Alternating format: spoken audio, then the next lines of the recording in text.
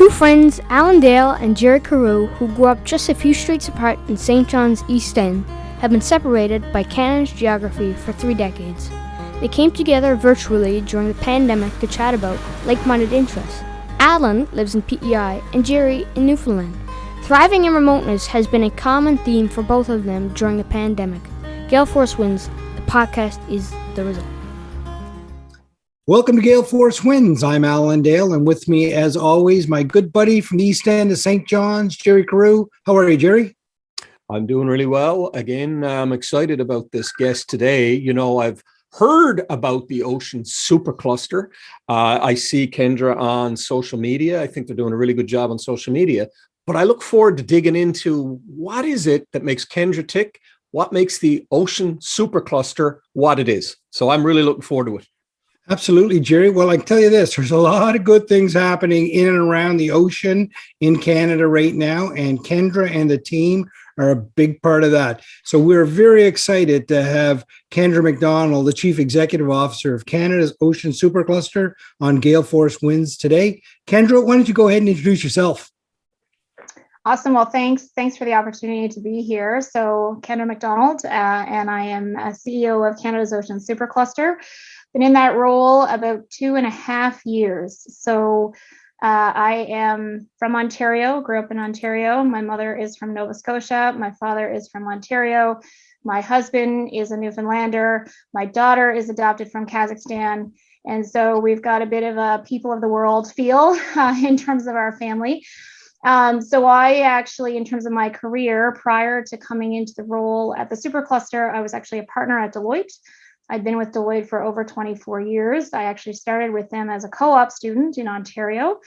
Worked with them in Ottawa, Australia, Hong Kong, Montreal, and then had the opportunity to come to Atlantic Canada and came out to St. John's for 3 to 5 years. Met my husband, and now I have been here for over 10 years. So, you know, what took me from that to the Supercluster is a question that I often get, because it's not sort of a natural step, and it was a very big change. And with Deloitte over the last probably 6 or 7 years, the last 5 years of my career, I got very involved with their Innovation Council. And so Deloitte has done a lot of work on sort of future of Canada and some of the challenges we have around vulnerability, technological vulnerability, and our lack of exporting and our lack of productivity. And I was just adopting my daughter at the time. And so I started thinking about what could I do to make a difference with that. And so that started with actually getting involved with the NATI, now Tech and Nail board, the Newfoundland Labrador Technology Association of Technology Industries at the time. I'm just finishing up with that board after 6 years. But as part of that organization, I was a chair for a couple of years, had the opportunity to work with that organization through a leadership transition, and really trying to help the province understand the opportunity with technology. So when we think about, you know, our productivity challenges, when we think about our aging population, you know, one way to be able to continue to be productive is really to be leaders in embracing technology. And I saw that as a huge opportunity. So between that and then the Innovation Council, which talked a lot about disruptive technologies and what did, you know, blockchain mean, what was 3D printing, all the different new trends we were seeing, artificial intelligence, that led me down the path towards a supercluster. In fact, one of my colleagues said, if you really want to make a difference, here's this opportunity that you could be a part of. I think you bring a bit of a unique background in terms of being, you know, in Atlantic Canada, but not necessarily from Atlantic Canada. So you bring a bit of a different external perspective. You've worked internationally, you've got innovation, but you've also got, this is a government program, and you've got accounting background, risk background, governance background, a number of the other sort of basic tools that will help the organization be successful. So there you go. So here I am. Wow, there's so much to unpack in all of that, Yeah. Kendra. That's fantastic. But so co-op program, clearly Deloitte captured you in that co-op program. That must have been a heck of an experience for you. So funny enough, so when I actually joined the co-op program, I didn't realize I was going to be spending all my terms at Deloitte. So that was number one. when I was first interviewed, so you never know how an interview is going to Right. work out. So when I interviewed with Deloitte, they asked me all about my piano playing. And so I am a graduate from the Associateship of the Royal Conservatory of Music in Toronto. I'm also a piano performer, not that I play much at all anymore, but that's what they asked me about. And so I was too young to realize one of the reasons they were asking me about piano is because it was dedication, it was an extracurricular activity, sort of a demonstrated ongoing commitment. I just thought it was because clearly, if they're not asking me any questions about accounting, they're not interested in me. And it was the most relaxed interview that I had because I thought I'd already blown the interview. And that was the offer that I got.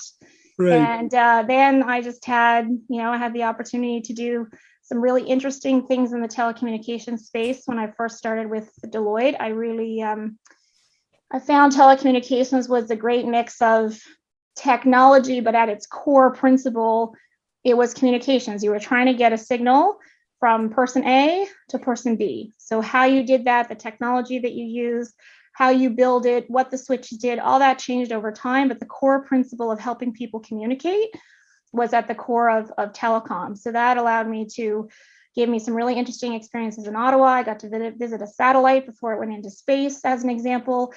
And then I had the opportunity to go to Australia. And so there was always something new and different to be able to do, even though it was for the same company for a really long period of time. Right. It's a constant change, right? Every day you're moving somewhere else. And tell me about those international experiences for you. Yeah, so Australia, again, I started just like coming to Newfoundland. I went to Australia for 18 months. I stayed just over 3 years. I was there from 98 to 2001. So those may remember that Australia hosted the Olympics in 2000. So it was a really great time to be there. There was a huge amount of energy. Australia is a beautiful place.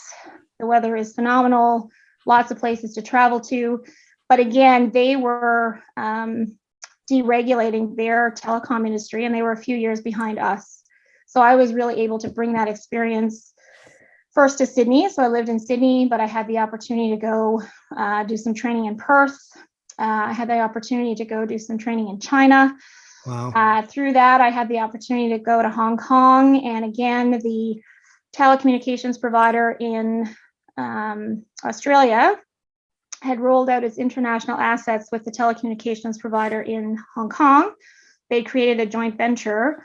And so I was able to go to Hong Kong and train that team on telecommunications and what an audit looks like. I am an auditor by background. What switch to bill, how does that work? Got to go to Beijing, present in Shanghai, help them build out. I presented at their very first telecommunications media and technology event. And so over that, what I started to realize was it was the building part that I really enjoyed, right? It was building something new in Hong Kong. It was building something new in Australia, coming back to Montreal and working with that team and doing something new. It was those things that really got me excited. And that was, again, what led me on the path to the Supercluster. Now, would you like that building thing? That sounds very entrepreneurial. Would you consider yourself with that bug, a trait? So, originally, if you asked me, I would have said no. I mean, my background, I'm an accountant. I'm in risk. So I'm, risk averse by nature.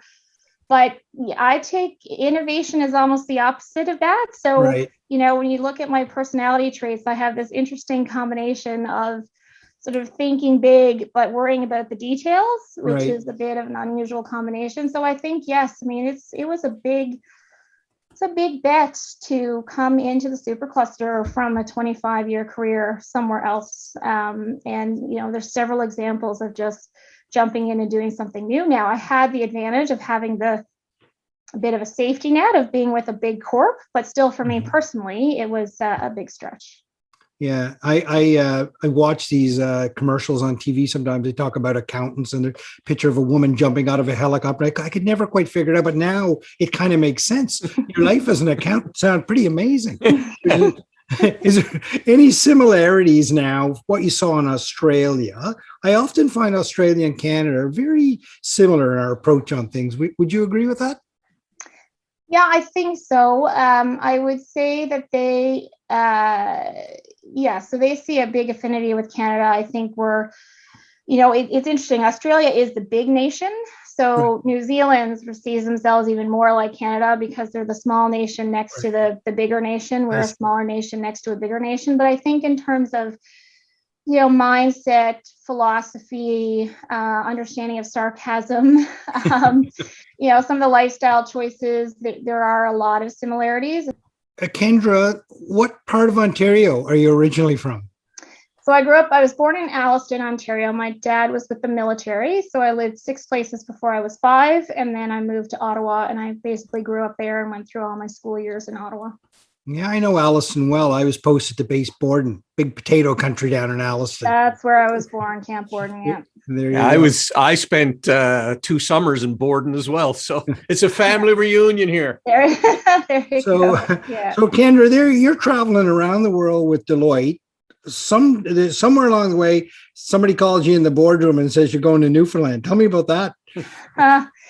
Yeah, so that was interesting. So I was actually in the middle of adopting my daughter from Kazakhstan. Adoption, I was single, so there was no one sort of knew, and no one would have guessed that I was going through that process in the background. Hadn't told anybody at that point. And adoption is provincially based. So moving is a real problem when you're in the middle of an adoption.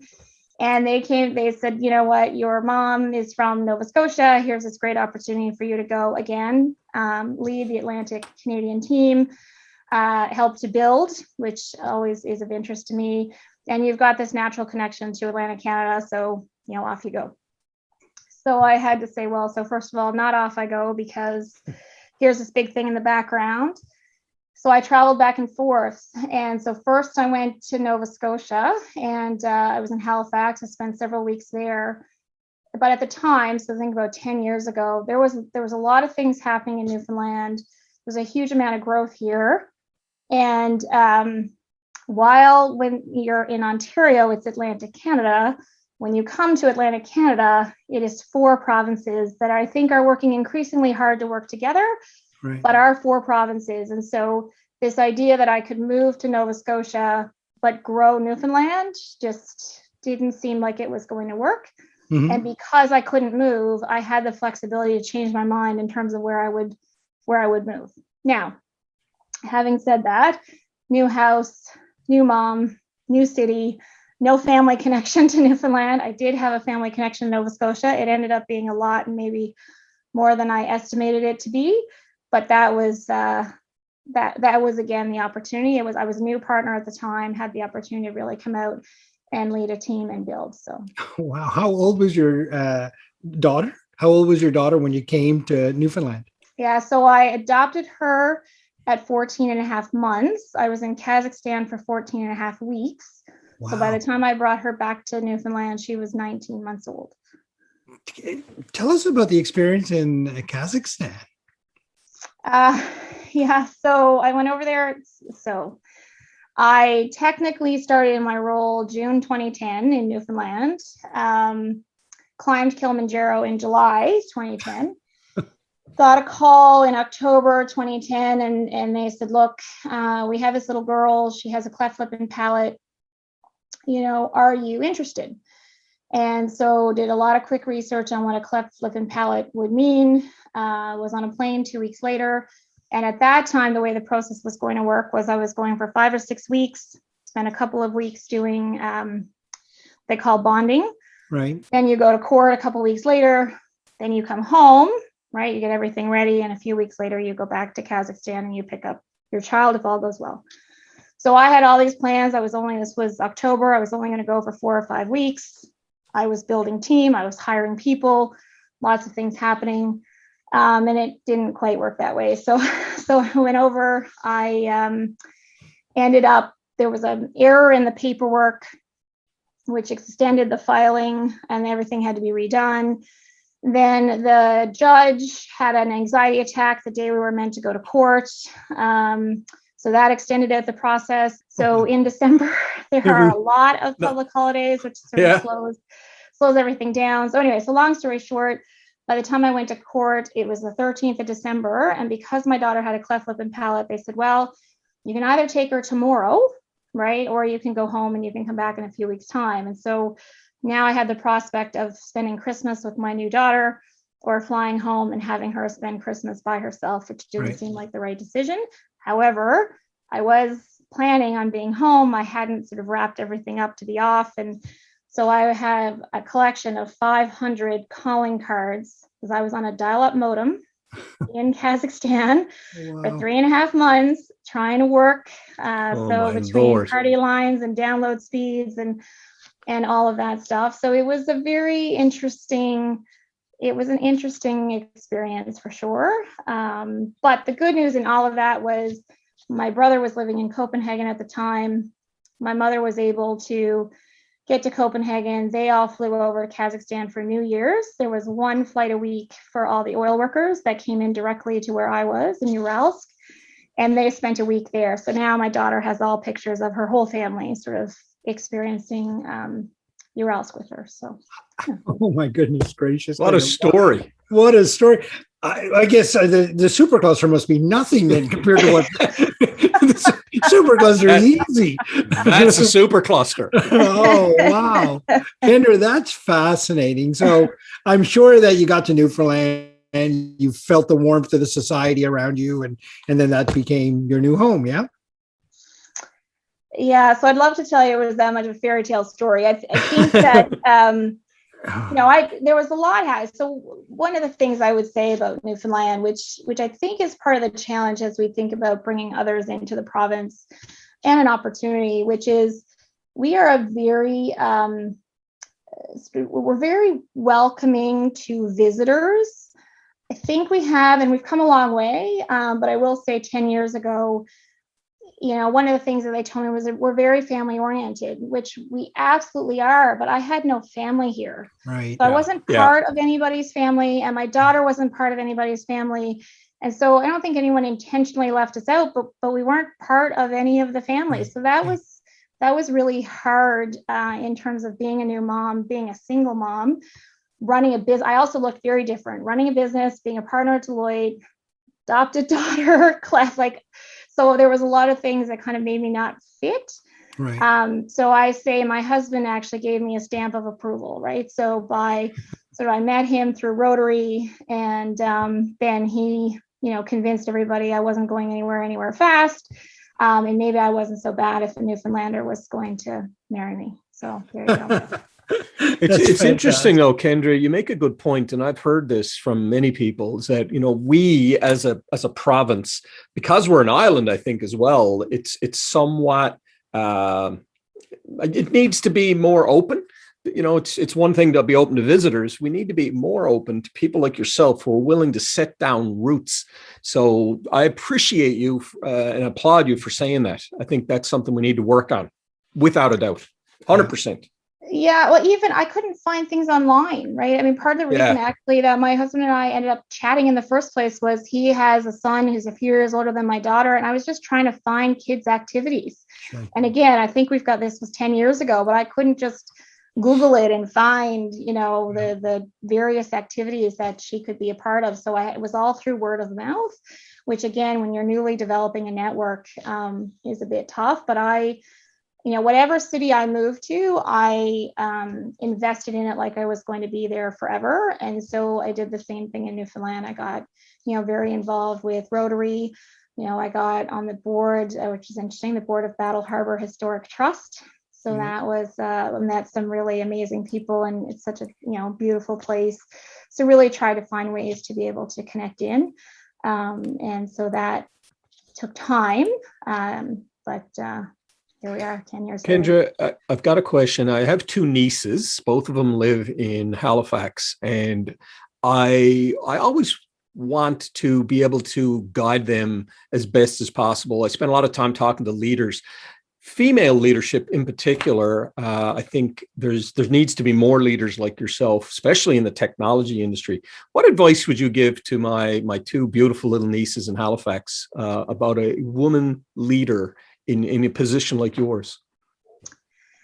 Yeah, so I mean, I think for me, one of the pieces of advice that I would give is ignore the noise. So there are lots of opinions out there. There are lots of people who will comment on what you should be or how you should do it or what you can be.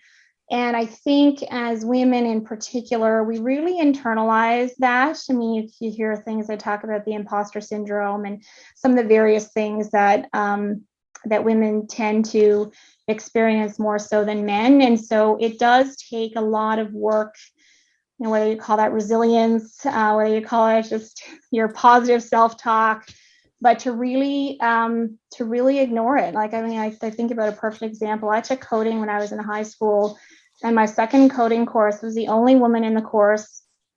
And it was, I did an assignment, and they were sort of, everyone was working together, and I was working by myself, and I didn't do well on the assignment. And so I self-selected out of, really a career. I went into, business, but I didn't go into engineering. I didn't go into computer science. I really self-selected out of that. And, I think that's really unfortunate. But you really need to know what you want to do and ignore everyone that may or may not have an opinion sometimes. So really trying to be really helpful, but try to talk you out of it.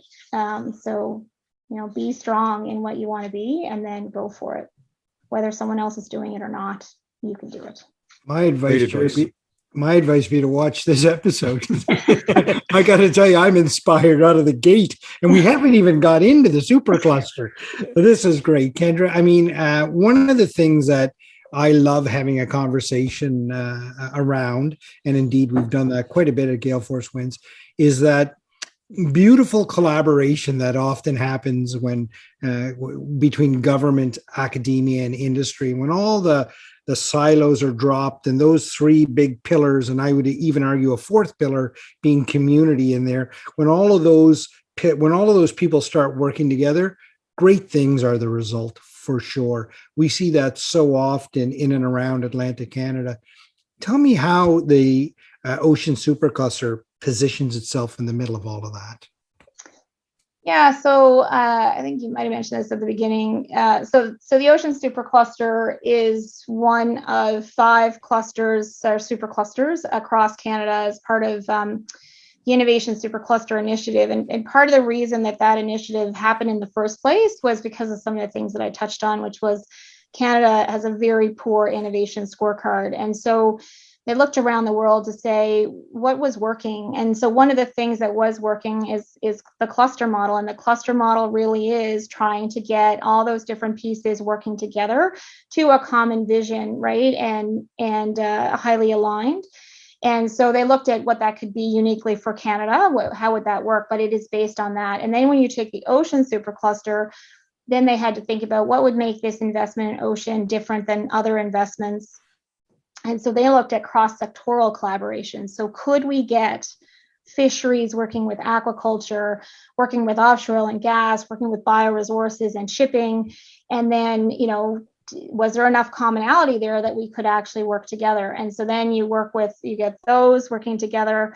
And then you add pan-Atlantic, and then you add pan-Canadian, and then you add with academia and with government and with investors and with community, and you say, hey, this is a huge culture change that we're trying to make, but there are common problems. The cost and risk of doing business on the ocean may have a different flavor across those different sectors, but we want to get people off the water. We want to keep people safe. We want to be able to get more real-time communication, all the things that would address that. Same for workforce.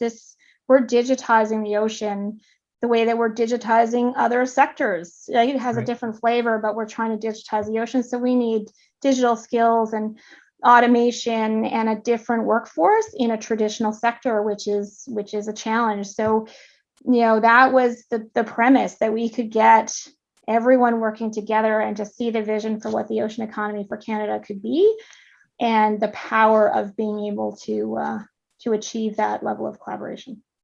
There's a lot of plates spinning there that you just described. Is it working, Kendra? Are they all coming together? Are there, I mean, there's obviously tweaking and stuff to be done, but certainly you look at the social media posts and stuff out of many companies that are involved in your cluster. They're doing great things. I mean, as an example, Kraken Robotics. I mean, what a wonderful collaboration of defense scientists working with industry to create groundbreaking technology that goes across many, many industries, everything from defense to oil and gas, environmental service, incredible stuff. And then globally exporting it. I mean, it's incredible stuff. I know that there's lots to celebrate there, but there's got to be some things that are keeping you up at night. What are the pieces you want to get better at? Yeah, so I mean, I would say, so collaboration is easy to say. It is a lot harder to do. So one of the challenges has been, we announce projects once they're contracted. So there's sort of this delay between when we approve a project and when we can actually get it going. And the magic is when you actually get it going, right? So it's starting to do what it intends to do and deliver on milestones. So that's something that's been a continued focus, is how we actually get these collaborations contracted and going. I think the other piece is, like, we're a big country. And so I always feel like I'm going to miss someone or miss something, and I inevitably will, right? So, one of the things that I try to get people to understand is I can't be the center, or the supercluster can't be the center of all flows of communication. And so where the power comes is when we've got the matrix of the communication flowing all through and flowing to each other. So that's one of the reasons, digital is so important for us in terms of people being able to not only connect with the supercluster, but to be able to connect to each other. And that's the real power. Like, there is so much happening across the country. And the more that we can not duplicate, which I would say sometimes we may have a habit of doing because we just don't know. Now we're truly able to build off of each other. And so you look at, Kraken is a great example, that Ocean Vision project. It's got, partners in oil and gas and fisheries and energy that are working together in terms of that project. Our Ocean Aware project as another example, which is 11 collaborators, I believe. And they've got academic, they've got DFO, they've got startup companies, they've got larger companies, and they're also multi-sectoral. But then we have smaller projects. We really pivoted with COVID to do a number of smaller projects so that we could keep the investment in innovation that we wanted to see going, and really help small and medium enterprises in particular be able to continue to invest in innovation with everything that was happening in the ocean economy. And so, but they are very interesting projects as well. And, they, again, as you start to see those pieces all coming together. And I guess the last thing I would say is the pandemic, from a collaboration perspective, has been a good thing, because it has brought down the geographic barriers in a way that I'm not sure anything else could have done, right? And so all of a sudden, what seemed really hard around collaboration, whether it was pan-Atlantic or pan-Canadian, got easier. So yeah, I'm glad you said that, Kendra, because I mean, from the outside looking in at the supercluster, the pandemic didn't seem to, I'm certain that, in the internal workings of your organization, there was challenges and stuff like that. But from the outside looking in, supercluster charged right through. Things kept happening. Things kept moving forward. You know what I mean? So I'm interested to hear you say that. It's funny. You describe yourself as a builder. I get it. Jerry and I are that as well. But in the projects that you just described, it takes a great deal of patience. I find as a builder, I don't have a whole lot of patience. I want to see it built, right? And that's a real skill set to kind of marry both those things. Would you agree? Yes, I'm also a mother, and so patience is a virtue of which I am not super awesome at.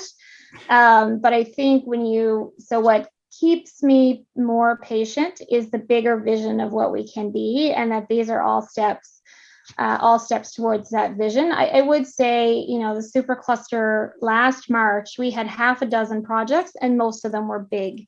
And we had an open call program. So basically, you submitted your project when it was ready, and it was evaluated against a set of criteria. And what we found with the pandemic was that was just not going to work. We were not the highest priority. No surprise, by far, with what was happening with the demand in fisheries and aquaculture, what was happening with marine transport, what was happening in offshore oil and gas. And so how could we be relevant and meaningful to our membership? And so, like many other organizations, we really pivoted. and we pivoted to a call-based program that had a deadline. We pivoted to smaller, shorter time frame projects. They were very focused in areas that we thought would be relevant in COVID. So that was, digital and remote and environmental, which have proven to be very relevant themes as we continue to move forward. And so, one of our members said, and others were pulling up the handbrake. We were truly pressing on the gas because we wanted to see, innovation is really important in a time of significant change. So how could we continue to encourage that? But that was actually a big pivot for us as an organization a year ago that took us from sort of half a dozen projects to 50 projects today. Wow. And the team is growing, right? I mean, the ocean team is growing with you as well. Yeah, so we're at about 22-ish, 20 plus, and probably a third of those have come on board in the last 4 months. Right. So the team has definitely continued to grow as we've continued to expand on our activities. Kendra, as you're speaking, I'm on the part of your website. It says Canada's Ocean Asset Map. It has got a lot of activity there. This is it's fun listening to you talk. It's just, you guys have such a huge mandate, frankly, and it's exciting because we are an ocean oriented place. The whole country is really, aren't we? Yeah, I think what is also exciting is this conversation is not only heating up from a Canadian perspective, it's heating up from a global perspective. Yeah. And it has a huge tie to climate change, right? If you think about ocean, as every second breath we take is from the ocean, the biodiversity impacts, the ocean acidification, the sea level rise, there's just so many pieces of that tie to the ocean. And so what we're seeing is, like, part of our role is catalyst. So we want to see a stronger ecosystem. We want to see other investments. And that's what we're seeing across the country, is we're seeing, more and more focus beyond just supercluster activities of both the collaboration model. So companies coming together and working together because it's the right business thing to do, not because the supercluster is sort of asking them to do it, number one. And number two, provincial activities. West Coast, for example, has a new hub. New Brunswick now is working on a strategy around ocean. There are other complementary activities that will just make us much stronger as a country. It's funny that you say that we had a lot of work to do as Canadians in the innovation area. And but now I find myself in meetings internationally, and people are calling, saying to Canada, "You're doing a great job on these superclusters." It seems like we've kind of moved rapidly in the last few years.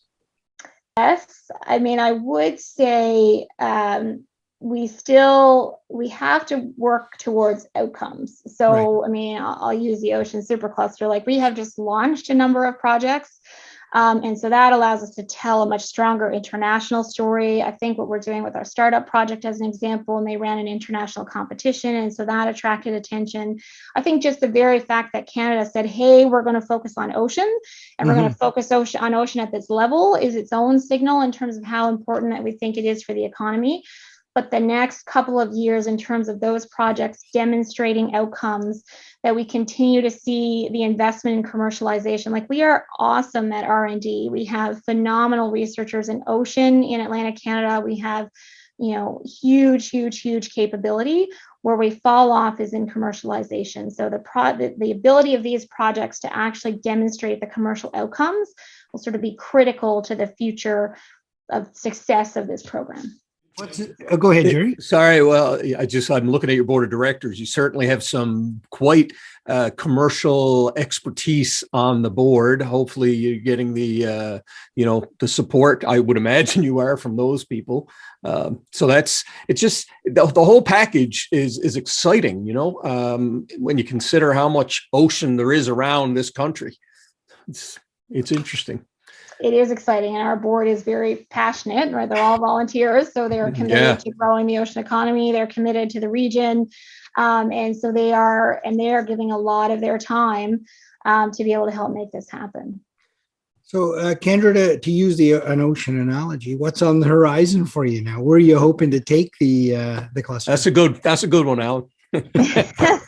Hey, that's gold, Jerry, gold.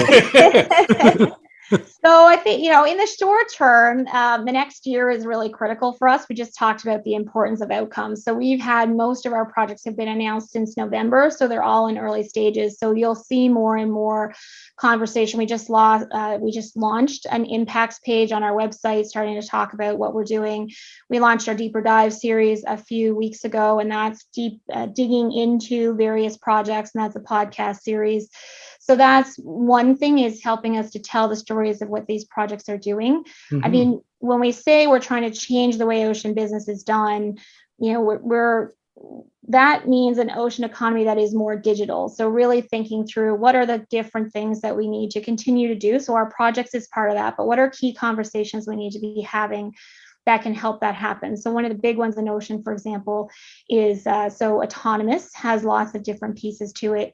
Data is another one. There's lots of ocean data. There's lots of disparate data sets. How do we maximize the value of the ocean data that we have? And how do we make sure that we're getting all the data that we need?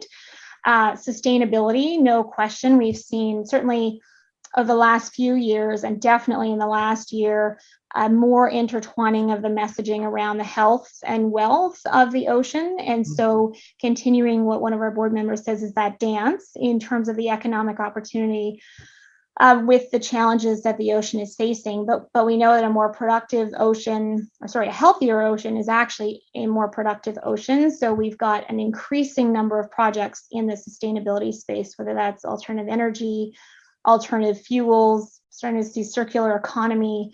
So I think that'll be another theme that we'll continue to build. Inclusion is another big one. So we touched on women. But we have a lot of work to do in our ocean economy with women and underrepresented groups. And so for me, look at technology, short on women and underrepresented groups. Combine that with ocean, also short. We have a lot of work to do as we think about building the opportunity in ocean technology and making sure that's an inclusive opportunity for everyone. So we have projects in that space, and we'll continue to look at what are the barriers and how do we try to address that. And part of the reason for that is we just talked about there's some big problems facing the ocean. We need as many brains from as many perspectives as possible to be able to tackle those challenges. Collaborative, continuing to increase that collaboration, continuing to increase across the country, across the region, to build those unique collaborations. And one of the ones that we focused on in the next year is certainly international, in terms of, to your point, people are interested, they're looking, how do we, now that we have the projects, the stories to tell and the areas of focus, really think about how we can leverage that, both in terms of attracting investment to Canada, but creating market opportunities for Canadian companies. So that's all short term. Part of the longer term vision is obviously building on all that, but getting us to jobs. So the projects that we've announced so far, between direct and indirect jobs, over 4,000 jobs, more to come, and then ultimately economic growth. So that was a lot. That's what you got a lot over the horizon. Kendra, as you're speaking, I have your website up, and it looks like a stationary video of the waves, and I'm just totally enamored with, I love the ocean, been on the ocean. Alan and I spent time in the Navy, and it's just, I'm not being lulled to sleep by the waves, but there's something happening here. It's just a phenomenal, your digital footprint. I think you should be commended for it. I work in digital advertising, and it's just, it's there. You're walking the talk, I think. Hey, Alan. 100%. A great comms team, a great comms team. I mean, part of this is, you have to, when I started, we have two things to do. We got to do great projects, and we have to talk about them, because if nobody knows, then you lose a lot of the power of the projects themselves. So yeah. And you got a great fellow on the team there, Patty Wadden. You can't get a better Newfoundland name than that. We do. Yes. I think our whole comms team are actually Newfoundlanders. There you go. Kendra, we always ask our guests to leave the audience with one small takeaway, piece of advice, call it what you want. But you've had quite a few experiences there that we talked about today. Really, really amazing. What would that piece of advice be? Yeah, so that's a great question. I would say a few of them come to mind, but I think in the context of this conversation, think big. Right? Don't limit your thinking either to what you've seen before or to what people tell you that you can do. You truly can think big. If I hadn't thought big or been open to possibilities, I wouldn't have taken the journey that I've taken, whether that's personally in terms of my daughter, whether that's professionally in terms of the supercluster. Really think big. There are so many tools, there's so many opportunities, there's so many information, even more information available than when I was starting my career. And you really have the opportunity. Some say the sky's the limit, maybe even beyond that if you listen to Chris Hadfield. So I just strongly encourage you to think big in whatever direction you want to take. Think bigger than what you're thinking today. That's great advice. Jerry, your last thoughts on today's podcast. Well, I've built a career, 100% commission sales, primarily in retail advertising. In the last couple of years, I've been focusing on digital advertising, and I'm seeing the collaboration expand. TechNL, for example, they have a program helping people digitize. I just think a lot about associations, Newfoundland Labrador Construction Association, NIA. It just seems to me, Kendra, that you've got something special packaged here. I would love to see every single nook and cranny of Newfoundland and Canada, all of the inlets that have the ability to do something with the ocean to get the benefit of what you're putting together here. And I just appreciate your time to give us a little look into what you're doing. So thank you for that. My pleasure. Thank you. Well, ladies and gentlemen, what another wonderful episode of Gale Force Winds with the Chief Executive Officer of Canada's Ocean Supercluster, Kendra MacDonald, right from Alliston, Ontario, a beautiful part of our country, around the globe, a few times by the sounds of it, spun a lot of plates along the way, phone cards in Kazakhstan, unbelievable story, and now leading this wonderful collaboration right here in Canada. It's just so fantastic to have this conversation here today. Thank you very much, Kendra. It was absolutely our honor to have you on Gale Force Winds, and I always like to leave the audience with my own takeaway, and that is the world needs more Kendra MacDonald. Thank you very much. Thank you. Thank you for tuning in to Gale Force Winds. That's Gale Force Winds, WINS.com.